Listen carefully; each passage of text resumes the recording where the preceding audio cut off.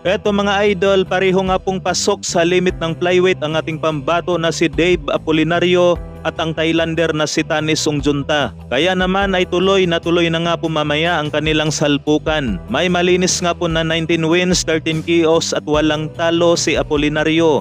Habang may kartada naman na 12 wins, 6 KOs at may isang talo itong Thailander. Gaganapin naman ang kanilang bakbakan mamaya sa Tokyo, Japan. Samantala, alam nga po nating lahat na undercard si Jonas Sultan sa salpukang Jerwin Angkahas at Takuma Inoue. Pero atin nga pong napag-alaman mga idol na paparating pa lang daw itong si Sultan sa bansang Japan. Na 2 araw na nga lang po magaganap na ang salpukan. Samantala mga idol, pambansang kamao na si Manny Pacquiao. Ginulat nga po ito ng isang nanay na solid fans. Na itinabi nga po ng isang nanay ang kanyang lahat na kuhang litrato mula noong nagsimula si Pacman sa boxing hanggang sa ngayon. Sabay pinapapirmahan nga niya ito lahat kay Pacman.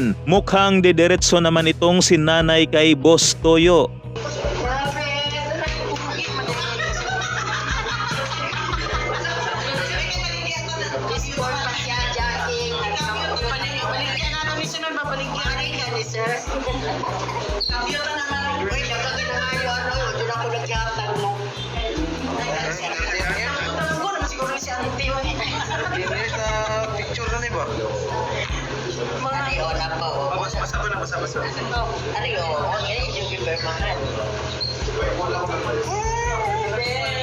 Sa kabilang banda mga idol, tatay nga raw ito ni Cuadro Alas Casimiro. Mukhang napatagay at napagtripan ang punching bag. Nasa sobra nga po niyang daming tira sa punching bag mga idol ay bumagsak nga po ito. Pero muli nga po itong tumayo at bumanat naman uli. Yun nga lang sa sobrang pagod ay napaupo na lang.